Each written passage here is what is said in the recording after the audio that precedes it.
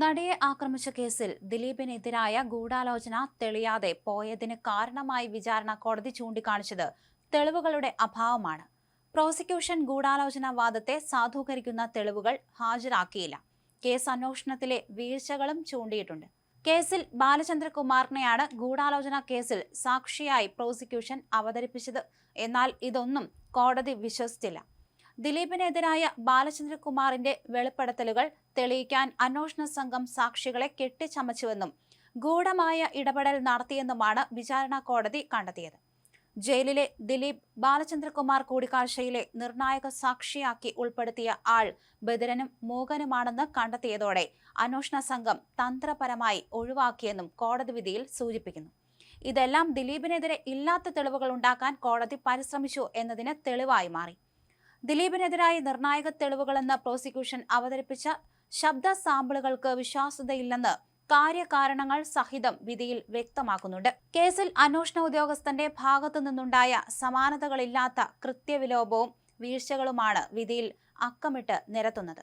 ഇതിലേറ്റവും പ്രധാനമാണ് ബാലചന്ദ്രകുമാർ എപ്പിസോഡിലെ സാക്ഷി Francis Xavier.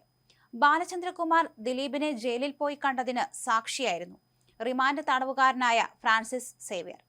ദിലീപിനെ കാണാൻ ചെന്നപ്പോൾ ഫ്രാൻസിസ് സേവ്യറുമായി താൻ സംസാരിച്ചുവെന്ന് മുഖ്യമന്ത്രിക്ക് ബാലചന്ദ്രകുമാർ അയച്ച പരാതിയിൽ വ്യക്തമാക്കിയിരുന്നു.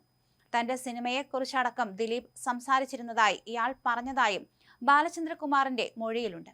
എന്നാൽ കുറ്റപത്രത്തിൽ ഈ ഭാഗം പൂർണ്ണമായും ഒഴിവാക്കി. ഇതിന്റെ കാരണം തേടിയപ്പോൾ അന്വേഷണ ഉദ്യോഗസ്ഥൻ വ്യക്തമായ മറുപടി നൽകിയില്ല.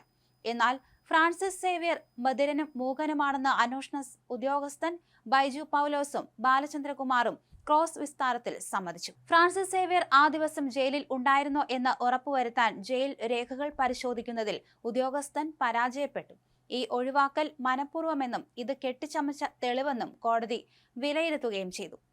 ദിലീപ് നടിയെ ആക്രമിച്ച ദൃശ്യങ്ങൾ കണ്ടതടക്കം സ്ഥാപിക്കാൻ ബാലചന്ദ്രകുമാർ ടാബിൽ റെക്കോർഡ് ചെയ്ത വോയിസ് ക്ലിപ്പുകളാണ് പ്രോസിക്യൂഷൻ തെളിവായി സമർപ്പിച്ചത്.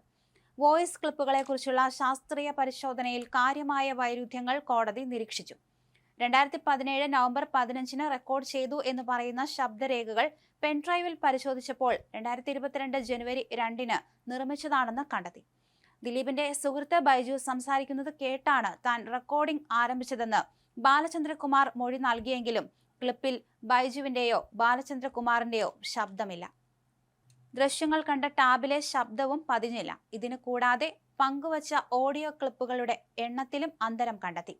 മുഖ്യമന്ത്രിക്ക് നൽകിയ പരാതിയിൽ ക്ലിപ്പുകൾ 18എങ്കിൽ മഹസറിൽ 24 ശാസ്ത്രീയ പരിശോധനയിൽ കണ്ടെത്തിയത് 29 ക്ലിപ്പുകൾ. ഇതെല്ലാം റെക്കോർഡ് ചെയ്ത ഉപകരണം കോടതിയിൽ ഹാജരാക്കിയില്ല. മാത്രമല്ല 6 ഉപകരണങ്ങളിലൂടെ ശബ്ദ ക്ലിപ്പുകൾ കൈമാറിയെങ്കിലും ഇതും കോടതിയിലെത്തിയില്ല. ഓഡിയോ ക്ലിപ്പുകൾ അടങ്ങിയ പെൻഡ്രൈവ് 2021 നവംബറിൽ തന്റെ കയ്യിലുണ്ടെന്ന് ബാലചന്ദ്രകുമാർ മൊഴി നൽകിയെങ്കിലും ഉപകരണം ഹാജരാക്കിയത് 2022 ജനുവരി 3 മാത്രം. ഇലക്ട്രോണിക് തെളിവുകൾക്ക് ആവശ്യമായ സർട്ടിഫിക്കറ്റിലും കോടതി ഗുരുതരമായ പിഴവുകൾ കണ്ടെത്തി. ചുരുക്കത്തിൽ വോയിസ് ക്ലിപ്പുകൾ കൈകാര്യം ചെയ്ത രീതി, ഉപയോഗിച്ച ഉപകരണങ്ങളുടെ അവ്യക്തത, സർട്ടിഫിക്കറ്റിലെ വൈരുദ്ധ്യങ്ങൾ, ഒറിജിനൽ ഫയലുകൾ ഹാജരാക്കാത്തത് എന്നിവ പ്രോസിക്യൂഷൻ കേസിന് തിരിച്ചടിയാകുന്ന ഘടകങ്ങളായി കോടതി നിരീക്ഷിക്കുന്നു.